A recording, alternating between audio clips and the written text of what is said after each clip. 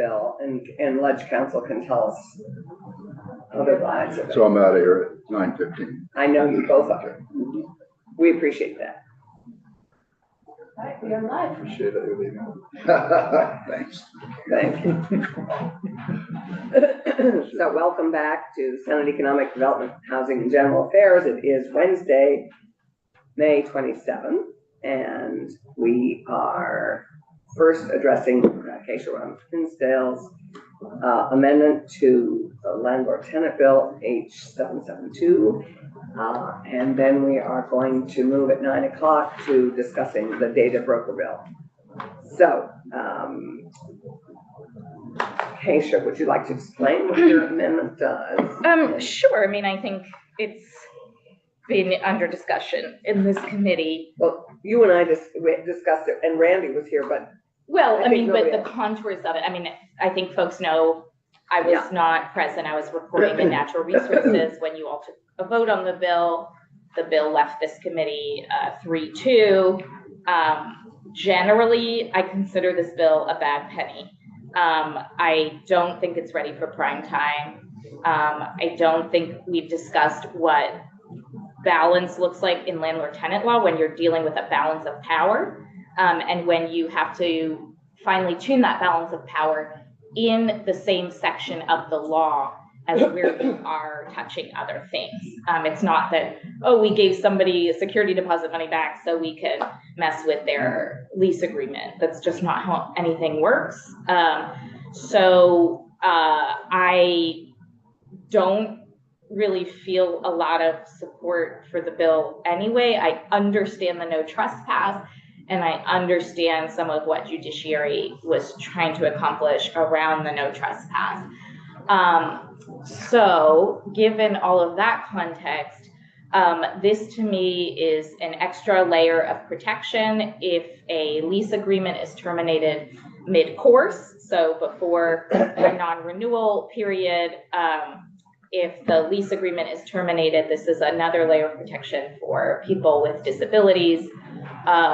Obviously, we've gone back and forth about whether or not they need to disclose a disability. So this language is very careful to only involve the landlord when an accommodation has been requested. Are we talking about this H772 drop 1.1? Yeah. So when you all voted the bill out 3-2, I think another thing that was lost was the written notice period. Just stripped everything, but and I could agree on that I thought was a helpful change from the House. Cameron has pointed out there are some Supreme Court cases that would suggest, or at least one in Vermont, that would suggest that landlords should have to be very clear, more clear about the time, place, manner, and reason for the termination of a lease agreement and subsequent eviction. And that this is a valuable way to, so this is bringing back the whole written statement of termination of lease. So I believe that was in the House bill, the notice. Right, and then the accommodation is added. So to what I believe came to us, and council can share with us further, but I believe the written notice and 2 and A were in the House bill as passed, and you can, and then 2 was B was added. So and Can we run through yes, real quick? run through, and then we have the Landlords Association is wanting to weigh in. For the record, Cameron Wood, Office of Legislative Counsel. So I'm going to share my screen real quick, and I will mention a few things. So this is the amendment that you have, which is a proposal from Senator Rom Hinsdale, and it would strike out your first instance of amendment. In this committee's recommended report, you're proposing to strike out section 1 in its entirety. So removing all of the changes related to residential rental agreement. Within that, you were discussing in one of your last drafts, you were discussing this language here. And so this is where under termination for breach of rental agreement, you were discussing, section 4 would be the Good Samaritan language. Section 5A down here would have been the bifurcation language. You were discussing adding this back in. It was a version of this was in the House language as 772 passed the House and came over. So it would require that the notice that you provide for a termination under subsection B would be accompanied by, if you all remember, it said affidavit. There was some concern about that language, so we changed it to written statement. So the notice would be accompanied by a written statement setting forth particular facts and the basis thereof in support of the termination with sufficient detail to inform the tenant of the reasoning behind the termination. So that was in a version of the bill that you all looked at. It was in a version that the bill came over from the House. So what Senator Rahm Hinsdale is proposing is I've moved this into subsection F of that section. So it would no longer be the notice section. Of the termination section. And the termination section is in judiciary. That ejectment was in. Well, I think there's probably overlap there because before you can get to the court process of ejectment, you have to have the termination notice. So they somewhat go hand in hand. But in that section, in 4467, which covers when a landlord can terminate a rental agreement and how much notice has to be provided, there is this subsection F already, which requires that you can see on lines 10 and 11, in all cases, the termination date shall be specifically stated. So I felt that if this is the only change that you're potentially going to make to that section, then it may be more appropriate for this language to go here in subsection F. So that's why it's here in F instead of in B. Got it. So what you see is the operative languages on lines 12 through 18. That's highlighted. This would be new. So it says the actual notice required by subsection A or B of this section. So that's if you're terminating the rental agreement for non-payment of rent or for breach of the rental agreement. The actual notice shall include a written statement setting forth particular facts, the basis thereof, and support the termination with sufficient details to inform the tenant of the reasoning behind the termination. Same language you were reviewing previously, same language, similar language that came over from the House. And then also include a written statement informing the tenant of the right to request a reasonable accommodation or reasonable modification under section 4503 of this title. And my understanding is that was intended to, as Senator Rahm Hinsdale was indicating, signal to individuals who may not be aware of 4503 that they have that right. So this references the Fair Housing Act. Correct. Okay.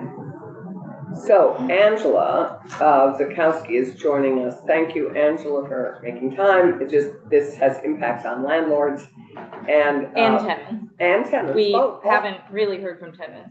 Well, we have a bit. On this we have not. On the amendment we have. We've heard from lots of tenants. The most compelling testimony of our gathering was from a tenant in Brattleboro, I would say. Angela. Good morning. Thank you for having me in. For the record, my name is Angela Zakowski. I am the director of the Vermont Landlords Association. We're a statewide trade organization for housing providers. I'm also a practicing attorney, so I'm very familiar with all of these laws, how they work in practice, and how they... Can I pause you and ask a question? Only because, Madam Chair, you said are compelling. Our only tenant that testified was compelling. That was a public housing tenant, which is about 15% of our rental market. Angela, do you, in the tenant of the Landlords Association, do you represent the public housing landlords, or do they often operate separately? Do they pay dues to you? We have a wide range of members in the association. We have a little bit of both.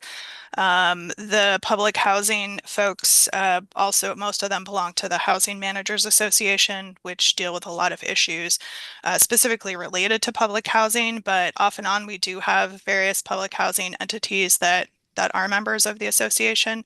But I think it is fair to say that the bulk of our membership are private landlords and property managers. So we haven't heard from the other side of that equation, except very briefly CBOEO, which opposes. Right. So I don't believe they've come out to say they're opposing this bill. So Angela. Yes. So I've taken a look at this amendment, and I think, as I've indicated in writing previously, the association does not support this amendment. And I understand that there's language in this amendment that came out of the House bill, but the House bill came over as a complete package. There was a give and take. It was a balance, and there were many provisions in the bill that came out of the House that, if they had been introduced as standalone, we would not have supported. But when the bill was taken as a whole, including creating a more streamlined court process, it presented as an acceptable compromise.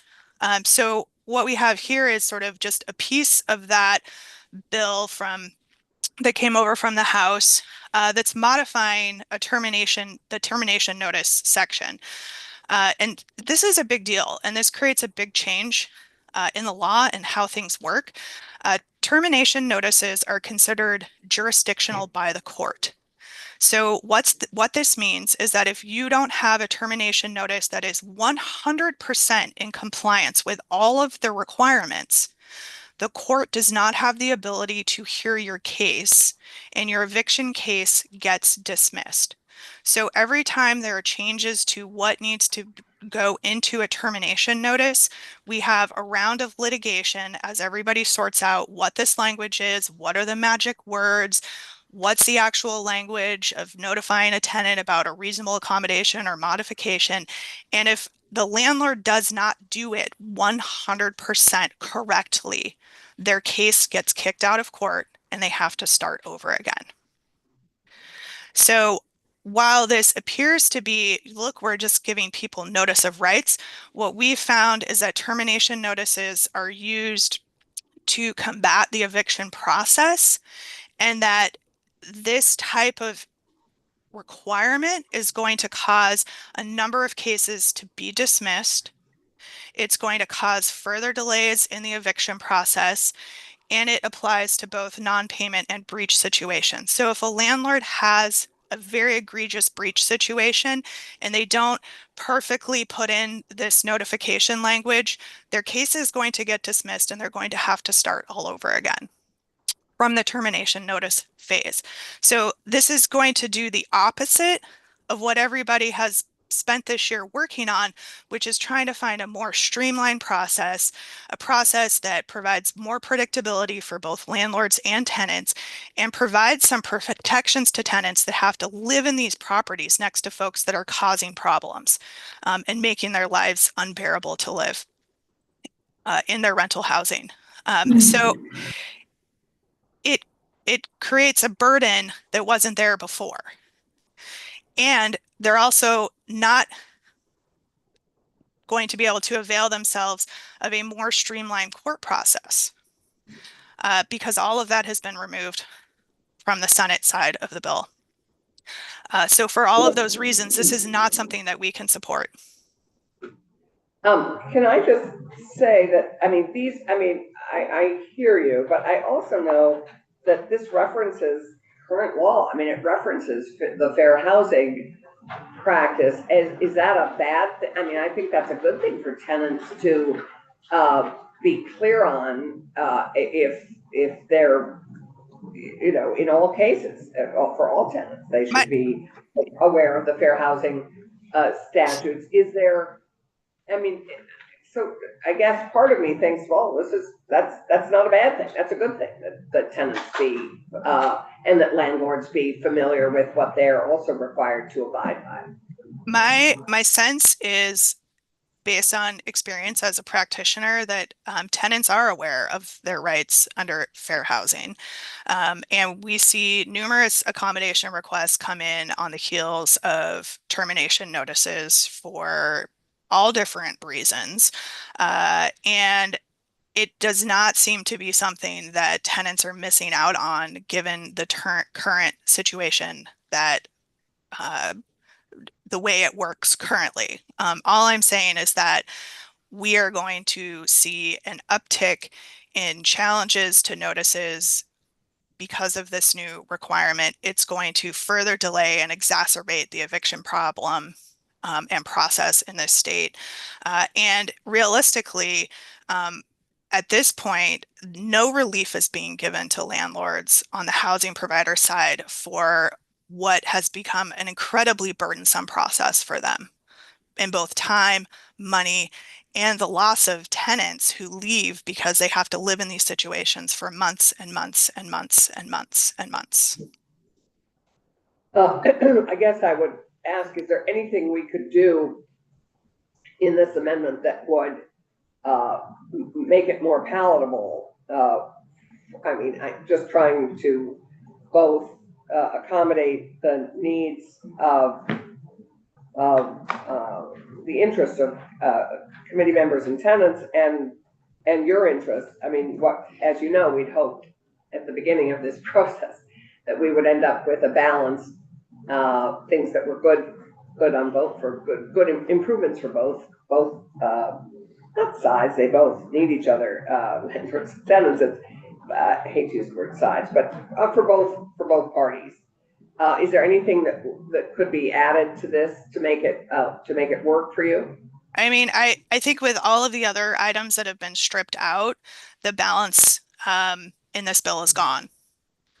So I don't think that there's language here that would make this reasonable and rational and sort of fair across the board.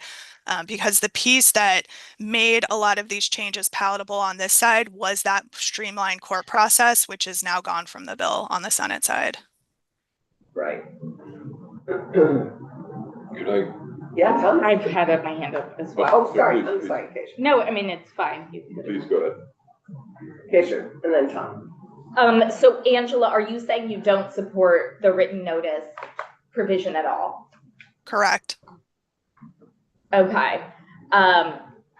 And that's because you believe any written statement that a landlord gives to a tenant at this point can already be rejected by the court.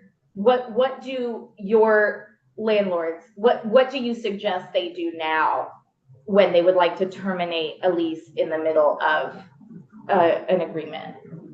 Well, they have two options. They can terminate for non-payment of rent, which already has specific requirements. So they need to specifically state how much rent is owed. They need to give the tenant the proper time frame, which right now, because of some federal requirements, tends to be at least 30 days of notice.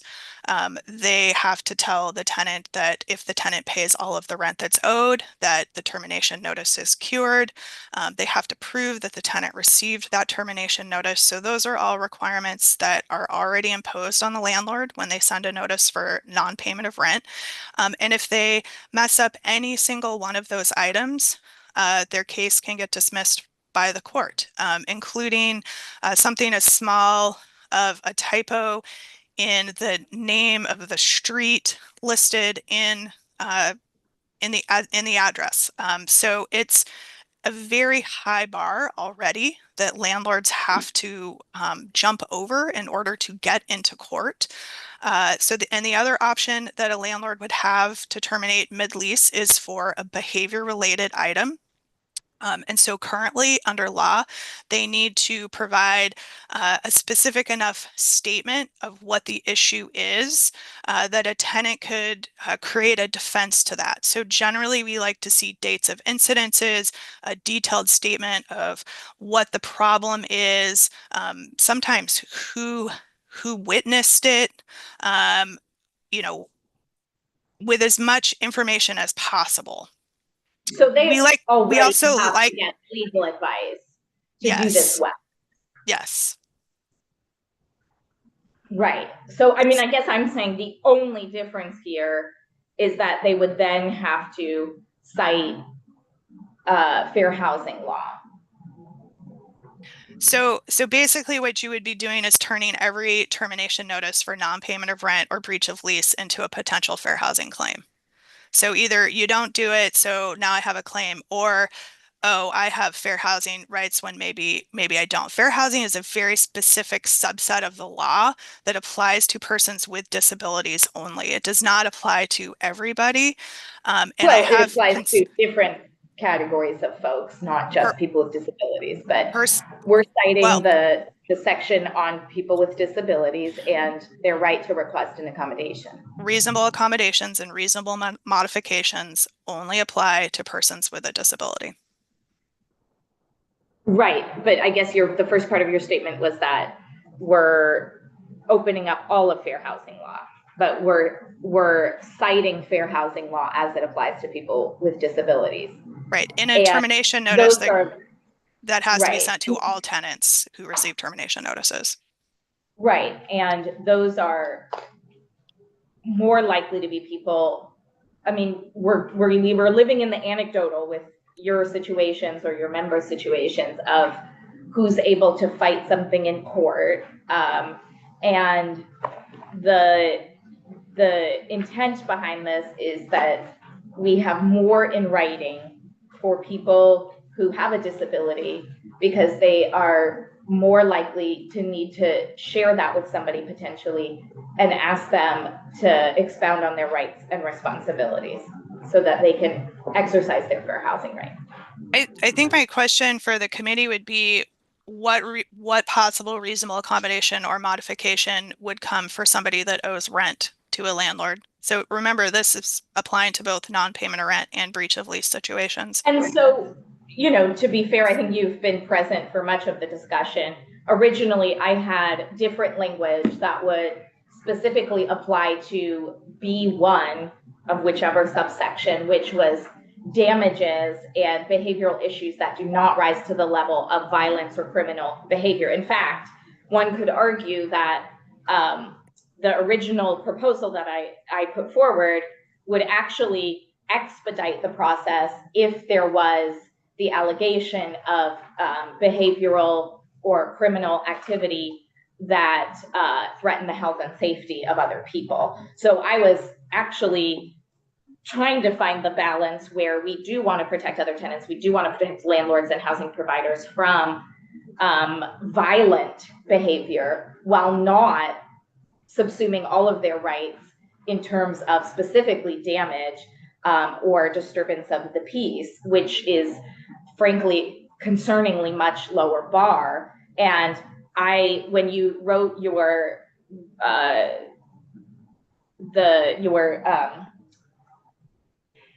email to the chair about why you opposed this section, I hope it's clear to everyone. I have been trying to be very careful in saying, let's expedite violent behavior and criminal behavior, but let's not give away people's rights, especially when they have a disability, when there is damage or disturbance of the peace involved, because that is much more likely to be without malice than what people are dealing with violent behavior. So I actually prefer my previous amendment, and I'm happy to bring it back. And that didn't touch non-payment of rent, and it expedited in many ways the piece about violent behavior. So happy to put that back on the table. Disturbing the peace a crime? Not in Vermont law. In the second part of that section, it captures anything that rises to the level of threatening the health and safety of others. So it's disturbing the peace to the point that it's impacting the health and safety. Potentially could be a crime, though. If it's a crime, I mean, that's why I separated the two out, because that is good language. It's a higher bar that says this person is now disturbing the health and safety of others, and we shouldn't give them as many, we shouldn't set that high bar. We should actually maybe lower the bar because it really is impacting other people. So that was my original proposal. Right, and yes, David. Just a question, because I'm not quite sure how what issue we're trying to frame here. Are we still, because I've heard disability on several occasions. I've heard that this Fair Housing Act is primarily focused towards disabilities. The reasonable accommodation, et cetera, is about disabilities. You know, generically disabilities, I don't think anybody here pushes back at protecting those with disabilities. But I'm curious again, this was picking back up a conversation we had last week. Are we trying to equate disability with substance abuse disorder? Is that the kind of a boil all the meat away? Is this really the bone that we're trying to settle? Not for me. Well, I mean, there are a lot of, because I know some folks here and in the State House are very upset that we're having this conversation about substance use disorder and terminations. Is that really what we're boiling down here? No, I don't think so. Because then how does this disability conversation? Cameron's just been waiting. Just clarifying for the senators, substance use disorder is within the definition of disability in your fair housing law. So Substance abuse disorder is a disability protected disability. under certain circumstances, yes. And Thomas, you had a question. Well, that's a different question, but I think to this point, my impression is that the active use of drugs is not protected. But a lot of these, my impression. Such as overdose. So when That's an active use of a drug, is an overdose.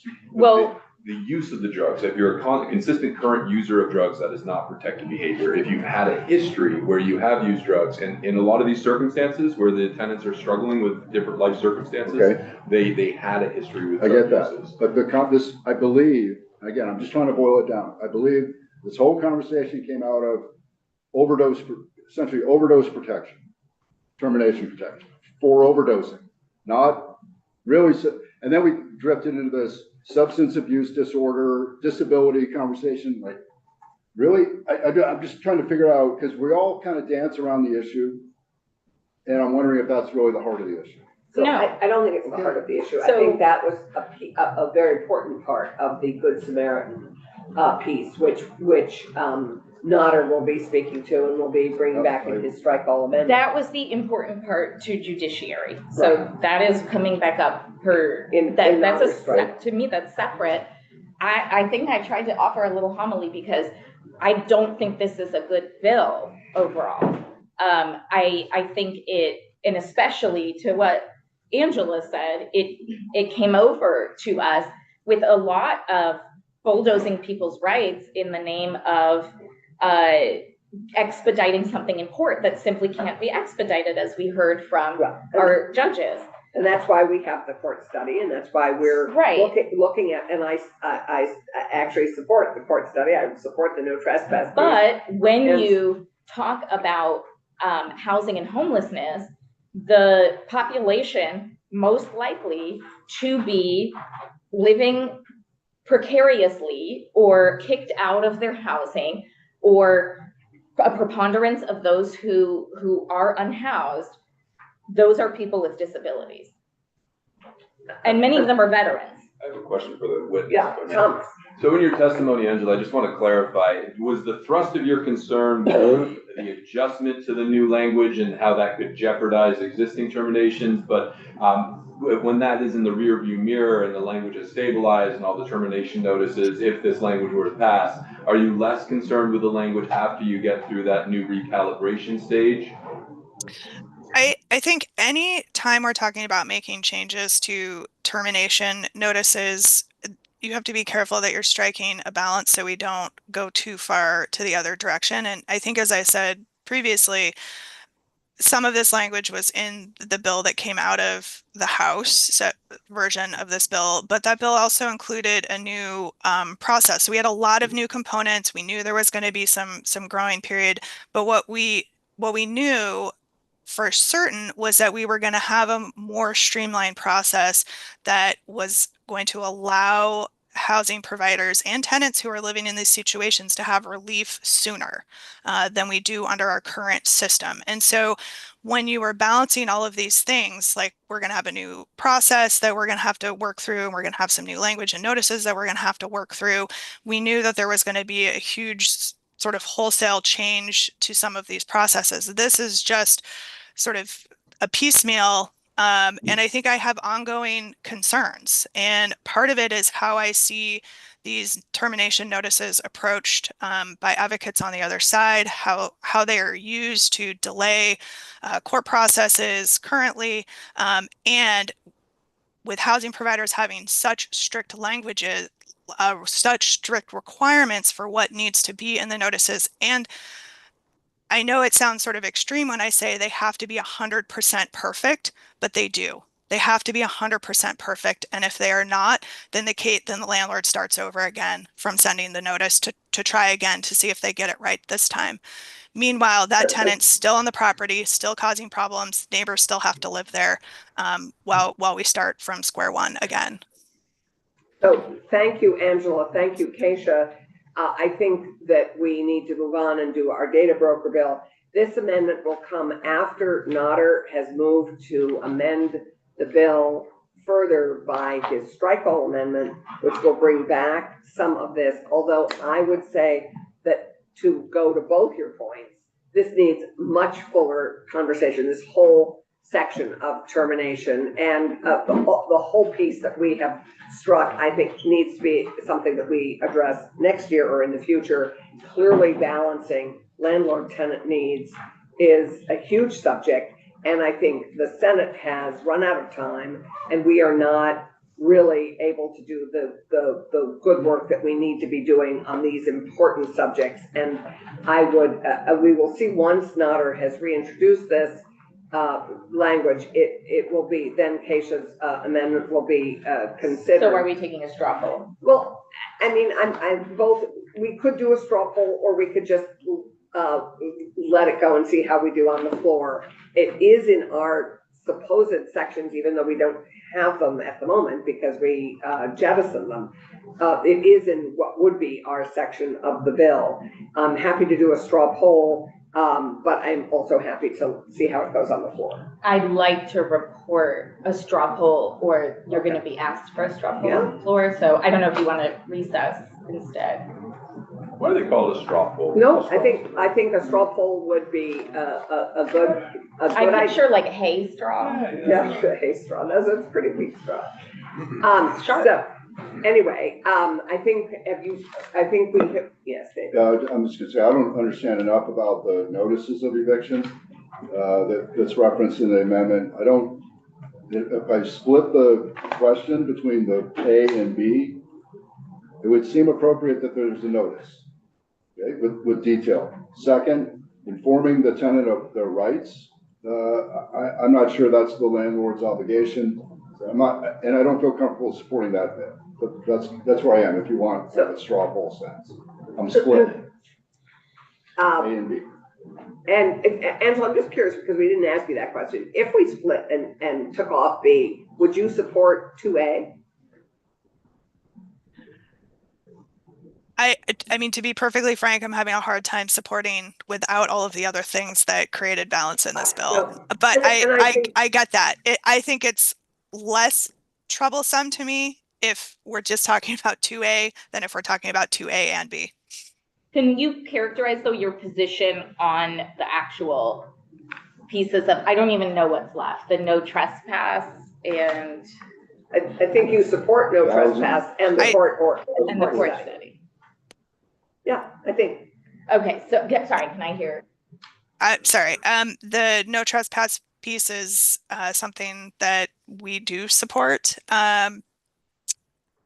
The court study, I'd be hard to oppose that because it would be nice to have some data and understand what the impediments are to streamlining a process like this within the judiciary. So I think that those are all of the pieces that are left from the House bill. And the bill would lose your support if a written statement was required that included both A and B. Yes. But not if it included just A. You'd have to think about it. I'd have to think about it. But I do think what that points to is that it is important to put in writing for a particularly vulnerable population under the Fair Housing Act that they have that right.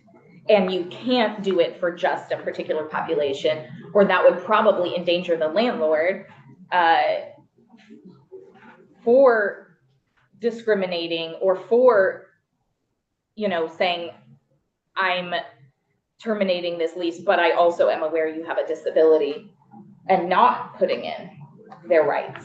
Well, at the moment, the landlord has the possibility of working with a tenant to make reasonable accommodations before they begin eviction procedures. This is which a termination, though. This is in the termination section. Right. Yeah, Thomas. So just on the straw poll, I do support this. It seems to make sense, and we have differing timelines based on the termination reasons to ask them to just clarify what that termination is. And I also think that clarifying that or stating a statute in the termination notice is just belt and suspenders, because that already exists. So I do support this amendment for your straw poll. This issue in the amendment, though, the language of sufficient detail to inform the tenant of the reasoning behind the termination. I don't know that I'm entirely comfortable with the landlord being required to provide what essentially is a legal basis in that level of detail. So I'm not sure that I'm comfortable with that. Then we have like a really basic disagreement, Yeah, because we're talking about balance and we're so far from Right, balance. and that is why I'm going to suggest that we do this work next year, that I think to do this, just this small piece of it without doing the whole piece, that would actually produce the balance. So you're saying For the me. straw poll So is, I would vote no to not do this at this moment. I would rather do this once you look at the whole piece of this statute together, so that it is fully balanced and satisfies both tenant groups and tenants and landlords, and not do just this one piece. Although in theory, I absolutely support people knowing why they're being ejected, why they're being evicted. I really support having A, but Why I they're think being evicted, but that detail, the last part of the detail, the reasoning behind. You raise a good point, Senator Brock. I wonder if it'd be better if there was just a set of options. So if there were like 6 options or reasons why they could be terminating, so rather than an open-ended response, but just for the landlord to state, this is the reason, that be codified as one of the choices. then I think we should go back to the other language I proposed, which specified that we're not talking about non-payment of rent, and we're also not talking about violent behavior. We're talking about giving people reasonable accommodations when we are focused on B1, the set of reasons that are about termination of the lease for things that do not disturb the health and safety of others. and that is where we hit our impasse, because I think there were 3 of us who were not supportive of a landlord not being of the that anyone with a disability could not be evicted. And that was what that language, but that was what that language at that point, I believe. Well, if But- we're not but- going to find agreement here, Cameron, I would like to bring back that other language, because I actually think it's based on existing legal frameworks that are used in the judiciary more often. Okay, so we're just gonna do a straw poll on this that we have in front of us at the moment. Anything you bring to the floor, we can discuss on the floor. Because I believe you two have to depart. We did. And so I would support doing this in the entirety of this whole section of notice and termination of notice and all the work that was brought to the House that I think will not be being done now. So you say you support a written statement. I do, I like the idea of A, as you know, we talked about that in committee. And So I work on B, which is more to me about yes, and specific conditions, then that is something, I mean, I am I think we're looking open to that. to unite people around good landlord tenant law. Yes, mediocre landlord tenant law, I would take at this point. So I think at this point, So you and 3-2 on this language, and then, we will consider what you. Does that what make you- sense, Cameron? We should circle it. Sorry? To work on further on Okay. B. Okay. And would you then share that with all of us? So if Cameron only has the time between now and the floor, I might leave because I'm not ready to vote on 211 without seeing what happened in 71 because they have conflicting definitions. Okay, well, we're gonna hear about that. If you could just stay a minute to hear from Rick, we're gonna shift to data broker. Thank you, Angela, very much. Thank you. And more, as you can see, there's gonna be a lot more work done on this next session. Thanks.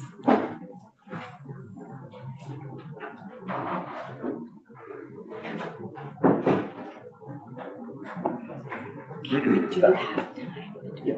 I'm free until Okay. 4. I don't know where we are on the calendar. I haven't looked at today's calendar. I think we're probably like.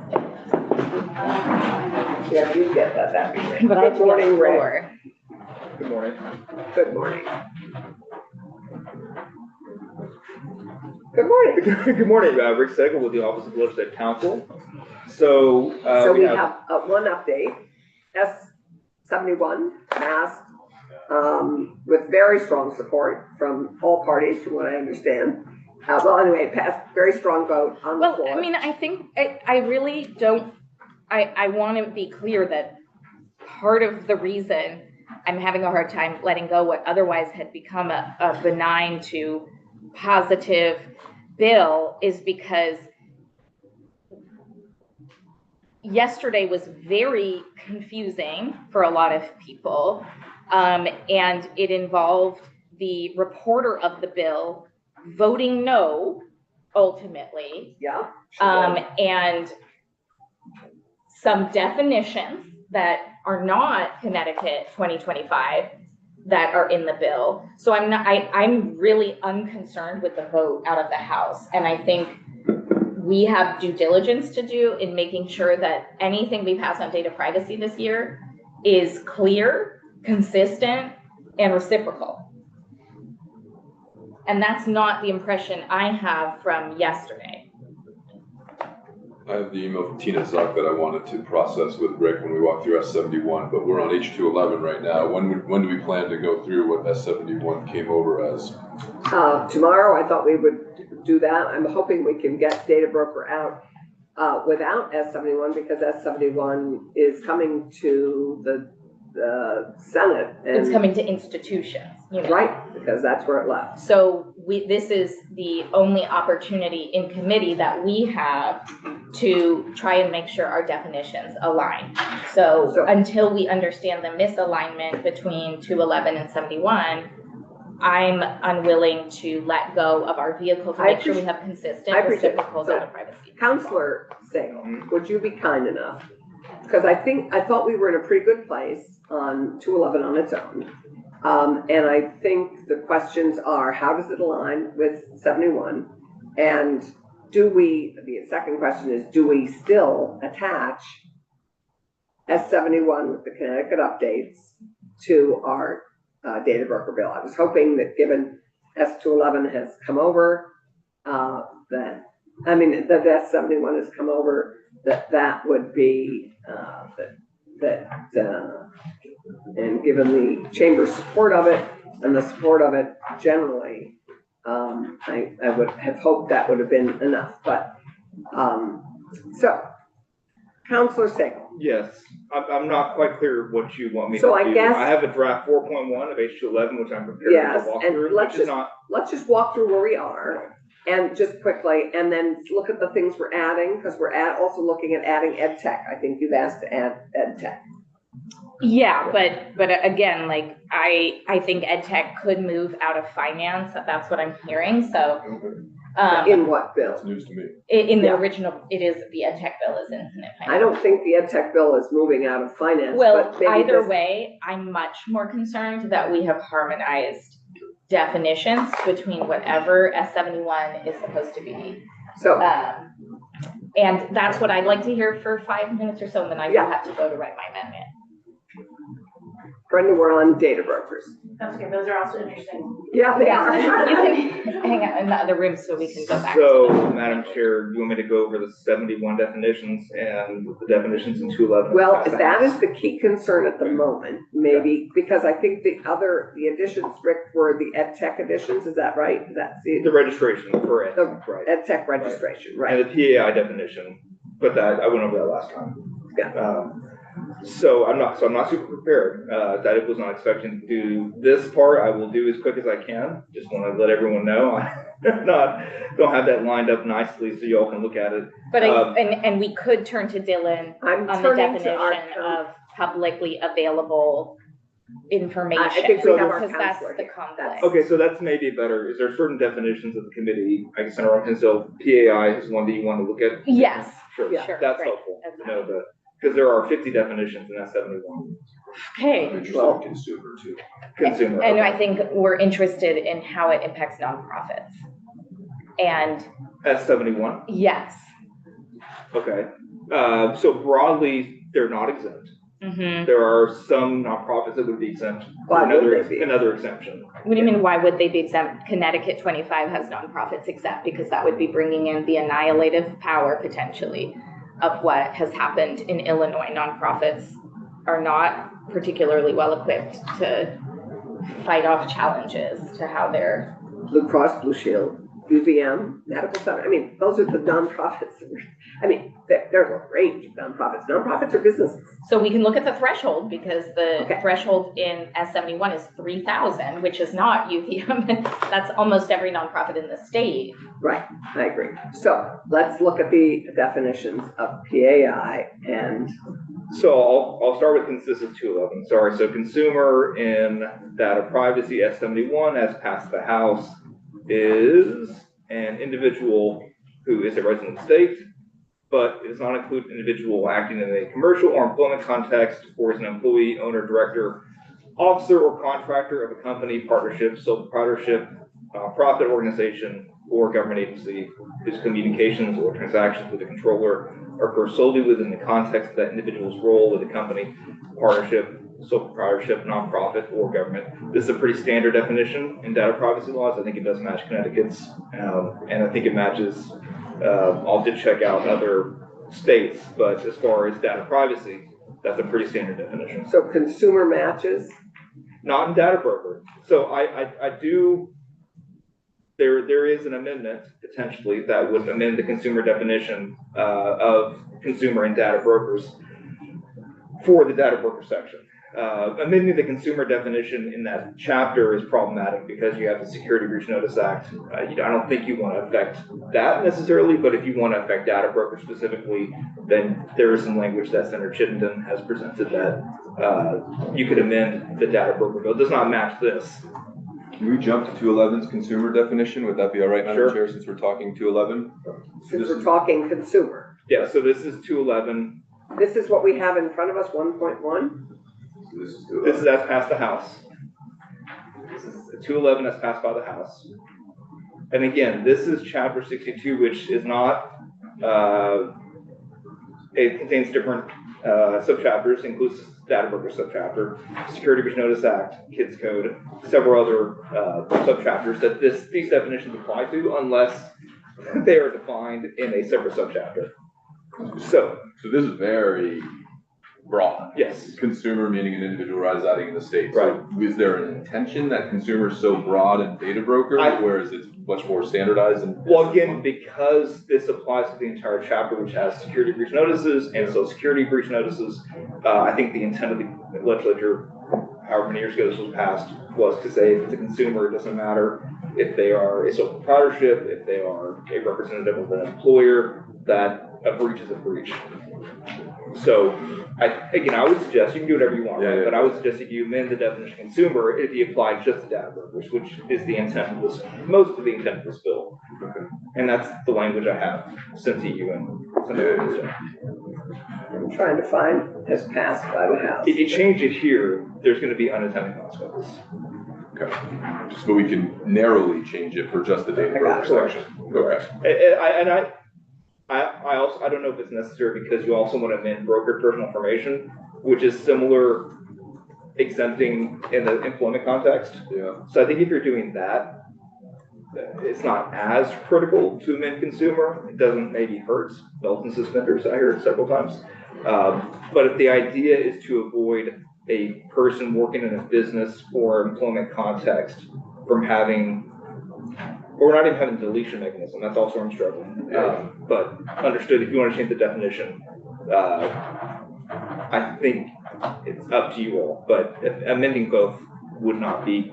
My concerns are As mostly necessary. calm because we're removing the deletion mechanism, but if the deletion mechanism comes back, it seems like Sure. we wouldn't want to purge behaviors that, yeah. sorry. But don't you think we could do that next year when we have a deletion mechanism that's proposed, hopefully?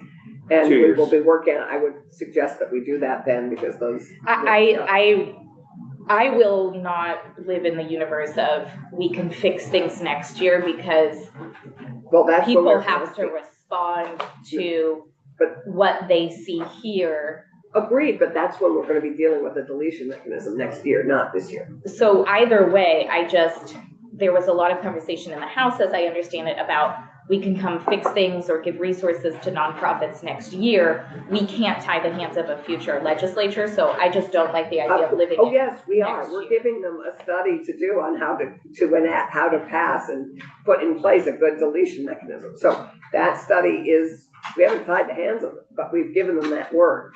We've given that work to the Secretary of State's office. Right, And they will so be coming we should back. be clear about what we're intending to ask people to do if we have a study, and we shouldn't say we can fix other things this year if it brings in a lot of people who would have to spend resources on understanding if they fall into the bill. Okay, so then if that's the case, Madam Chair, I do have some language specifically on this that has been advocated for an individual via email that it seems reasonable to consider. So If you're up to putting it up on the screen and hearing feedback from the interested parties, then So I think, isn't that, Thomas, what we have here, 1.1? I don't believe that this language is in 1.1. I emailed, Oh, I emailed Karen. Okay, great. It's some draft language, yes. It's got 1.1 on it at the top of it. So I'm trying to weigh this against all of the different interests and interpretations. It doesn't seem terrible to me, but I also don't live in this world, so that's. But I thought I heard our counselor just say that he found it now. So the suggestion, there's two proposed amendments that would amend the definition of brokered personal information and amend the definition of consumer in the data broker subchapter. So it's not gonna affect the stuff that I don't think you're trying to affect, the breach, security breach, social security breach notice act.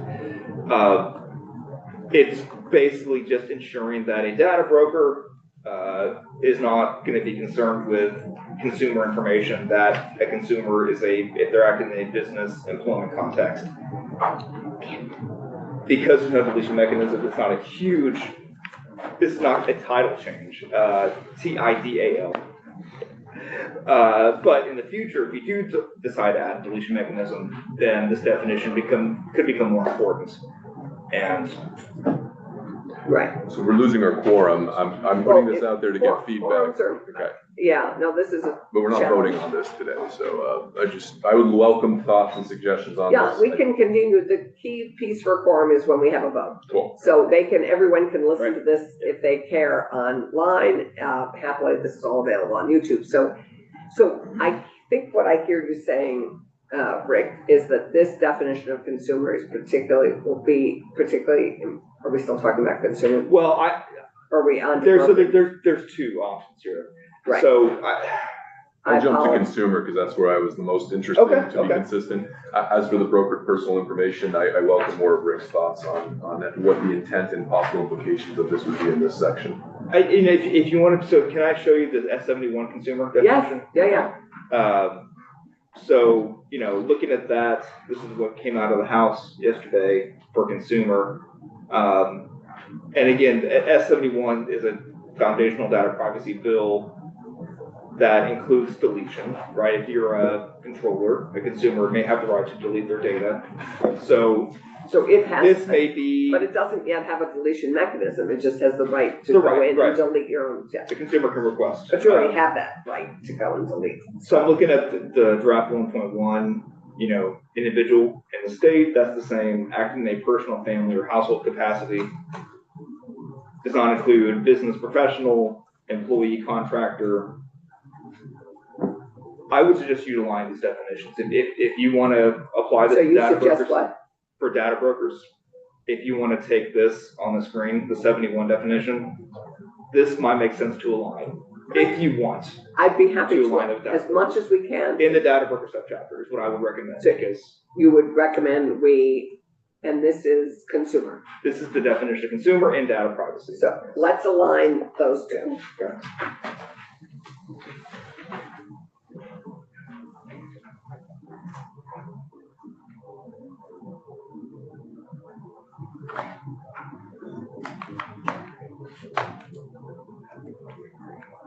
Okay, that's one. And then the second one, we've already done the work on publicly available information, much to several people's having to hold their breath. But we've made that Okay. concession. Have we synchronized publicly available information? We haven't, we No. changed Not it in our bill. That next question is, how does it align with 71? It does not totally. Let me show up 71 here. It includes a few additional what is not public information, which House Commerce had a long debate about what to not include as public available information. So your draft of 211, the amendment, is the same. Let me scroll up. What it does mean is the same. It means information that is made available through federal, state, or local government records or to the general public from widely distributed media, or a controller has a reasonable basis to believe that the consumer has lawfully made available to the general public. Let me show you the draft of 211. Or, At once. It's too many drafts. I know, I apologize. It's all in my head somewhere. You just have to trust me. You have aligned it all in your head.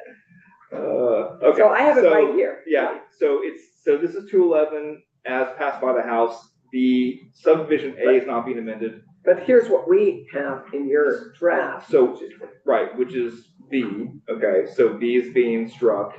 Here's your amendment. It does not include biometric data, which is in S71 as passed by Right. the House. All four of these are in the House, okay? The House added Yeah, 4 other ones, which were in so 211. these first 4 Romanettes are in the House definition. Yes, that it does not include. So Romanet 2, information that is collated and combined to create a single profile that is made available to a user of a public available website, either in exchange for a payment or free. That is unique to 71, that is not in 211, the amendment. It's excluded, and that's not considered public. Right. 3, an inference from 2. So if there's an inference made, that is also So about, that's unique to 71 is 2. They're Romanet 2 and 3. yep. 4 is unique to 71. Information made available for sale, but only for the purposes of knowing, the consumer knowing that they process your data.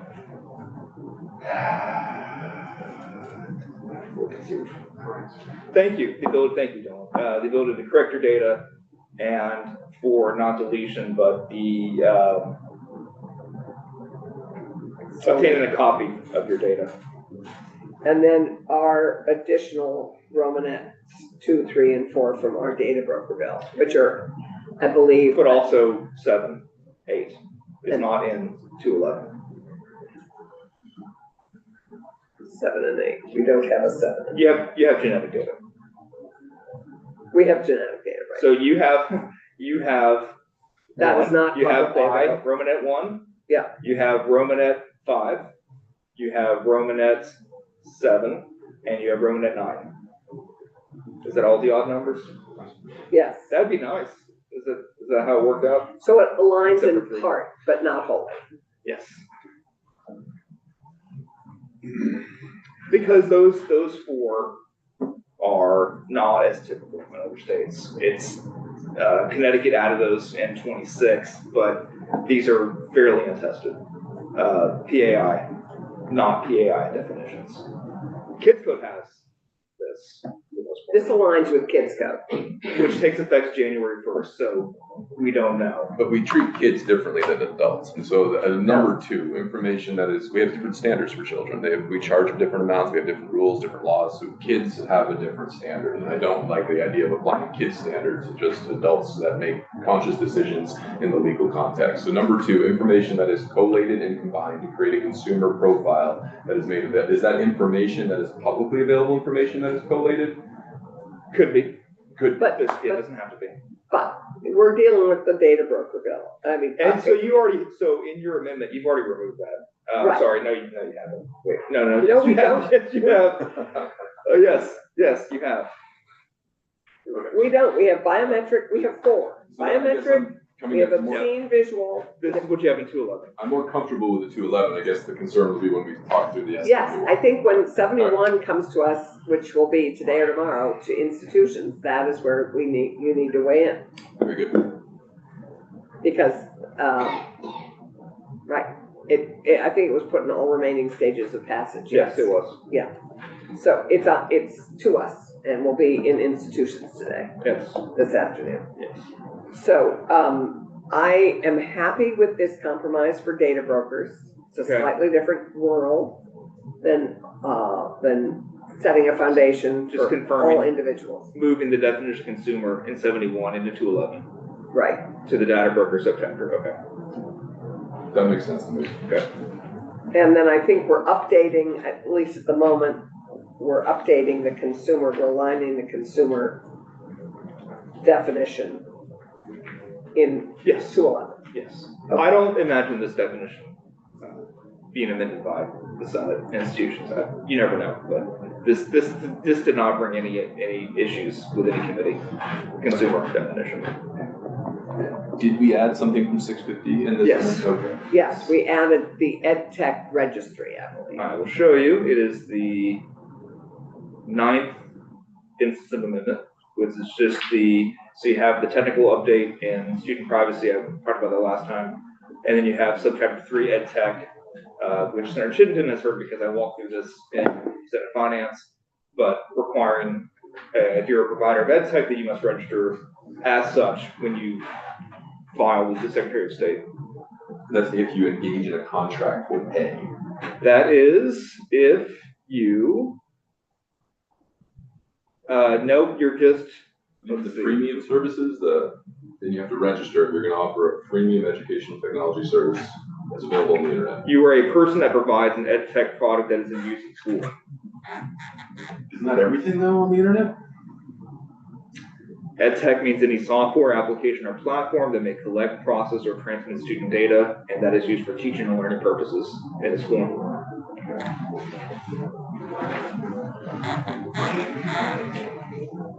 There's no enforcement mechanism, so it's possible that if no one does this, maybe you would add that next year. You would add some type of, if you wanted to, but right now it's just, So I'm looking YouTube world to say if there's concerns with this broad requirement that just about everybody that provides anything of educational technology services available on the internet needs to register. if you have a website that is available that for anyone in Khan Academy, this state, sure, Khan Academy, it's free. They would have to register. right. Do they have to pay to register? So if they are conducting business, they're probably If they're a broker in this state. no, they wouldn't be. So if they're a foreign entity, they should be. Right. If they're doing business in Vermont, they should be registered in the state as a foreign corporation or whatever they're formalized as. And then when they make that filing, they would also add in, we are also an EdTech provider, and these are the things that we do. Here's our email address, internet address, privacy policy and terms. YouTube would also presumably, if they provide some type of It seems like there will literally be millions and millions of clickable sites that will be expected to register. I can't, yeah, I'm not sure, yeah. We're not charging. They have to register. We are charging them to register. If there's a, well, there's kind of this fundamental thing that if you're doing business in the state, you should already be registered as a foreign entity. That's one thing, no matter if you make money or not in the state. If you're doing business here, you should be registered as a foreign entity. So Meta, Alphabet, all these major corporations, they may not be, but they should be. But all these sites, these free sites that have Google AdWords or Google AdSense, they're getting a little bit of money for those advertisements. Are they doing business in our state when somebody goes to that website and they're getting a little bit of ad revenue from? You mean, are you arguing that if they do advertising in the state, they are doing business in the state? Well, Then they should be I'm registered. asking, yeah. Right. Probably a better question for David Hall, but I would argue that they should consider registering with the state. And I wonder, and this is obviously a question for David Hall, and had we more time and we're not hurtling toward the end of session on Friday, that we'd ask him, what do they do to follow up when it's very clear somebody's doing business in the state?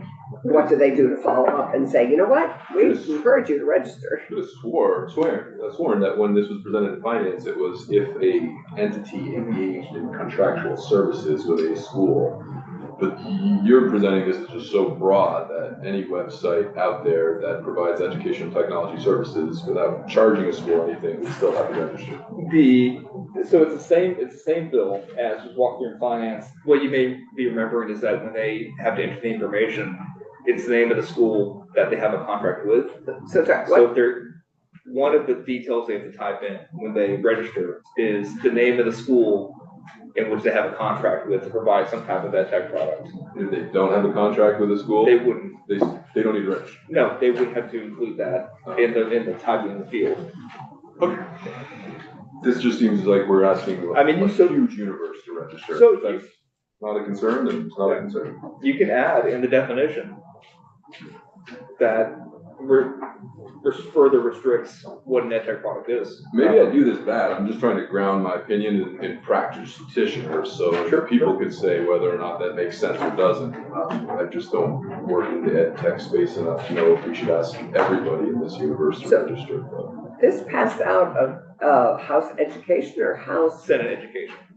House Commerce. it was a split vote in Senate Ed, and then the V's balked like vociferously, and principals were emailing me about this bill saying, please don't pass it. So principals in my district tell me not to do something. But then people supported the registration, not the rest of the bill, from what I understand. Well, that's my question about this registration. It just seems, I just want to confirm before we move it along. Do we want everybody in this universe, which is a huge number, to have to register? Genuinely asking that question. Yes, well, and I don't know enough about this bill or about this issue for us to, and Keisha, who has supported adding it, and who did a lot, is she and David Weeks. So and also Angela Arsenal, who has been who's been the major advocate on this. So I think we need to do our, find that out. But at the moment, this is simply the registration from that ed tech bill, which seemed doable. Okay. The rest of data, I think the issues in front of us, correct me if I'm wrong, are, I think the data broker bill, other than that, is in good shape and ready to go. The question is simply whether we add, to me, in my mind, whether we add S71 in some form. And I think if at this point in the game, it's, I don't know what will happen to it if we have 71 in the Senate now. And I think we can work on that in the Senate. Thomas, what do you think? Just think of the path with me. Yeah, I understand. Because if we do 71 with the Connecticut updates, that's complicated. That's actually also work because there are Connecticut updates from 26 and 25. It would take us a long time just to go through S71. I don't think David or Randy are willing just to add 71 without going through it. Happy to review it at a very high level, but even at a high level, that will take us more than the hour we have tomorrow morning. So I'm generally comfortable with not adding S71 to H211. I'm Yeah. glad that we held on to H211. I'm not yet comfortable with H211 until we just resolve these little, I'm not asking or volunteering to present this on the floor, but if I had to, I just would really need some answers to those questions. But as for S71, I don't know if I'm a yes on that bill yet. So it would be whether or not we walk through it, I got to read it and I got to understand it before I go. Exactly, and I think we need to engage with institutions, given we will have. But I think it got to a together. much better place, and I give a lot of credit to the House for spending so much good time and working through that, so. Well, and I think- It's closer. Yeah. And Rick Sagal. And- I do what I'm told, Senator. Yeah. Well, and I also think that the House, bumps up against the realities of the Senate. Sure. And where. And the governor was the moving force in all this too. Yeah, I think all the pieces, were thoughtfully taken into consideration. So, given that we have no forum to vote anything, and given your questions, I think for tomorrow morning or later today, if we have a chance, we might regather and get Angela Arsenault, and Keisha and who else would be good, to talk about this registration piece? Those two are good. I think those two are the key pieces. Secretary of State, if this is their platform, that's gonna need to collect all this info, but. I think they were okay. What Again, did if I you don't hear have to from them present- in finance? I don't think we heard from the finance. All we heard from the B's saying, please don't pass this bill. I think they're fine with this from what everything I've heard. The Secretary of State, I assume they testified in the House. And in the Senate. Yes, but the House bill was pretty different than what came out of Senate Education. Okay, The registration piece was so, the registration piece was mostly similar, but there were other pieces that was not brought over. okay, So I'm just not ready to support this piece of 650, but convince me, persuade me that it's all right. right. So tomorrow morning, we will take this up again. Okay. We will, have Angela Arsenault, if we could get Angela Representative Arsenault, and Keisha will be here hopefully, and, we will hopefully address this and pass it out. I have a question. Yes, The consumer, I'm gonna I add think that. we're fine. Yeah. Okay, what about the brokered personal information? I think at this point, adding, I can't carry the water on that. I'm just not seeing the merit of it, and we need more testimony on it, so, Okay. that's where I am. I think we're at the end of the So, game. okay, I just wanna Thank make you. sure I think we're that was all square. All right, so A nice alignment, I'll have a new draft that has the consumer definition and great. Thomas and PAI stays the same, it's in draft 4.1, the 4. I like the 211 PAI. I'm Okay. more concerned with the S71. so then I think we need Okay, to then be in touch with our institution counterparts. Yeah. We But they don't get the bill will back. be- It goes to the Senate, so it's really up to the whole Senate. Yeah. I think we are then done for the day. We're on the floor in 10, 15 minutes. And then we have a committee of conference on H 639, and I just double check that. So thank you all.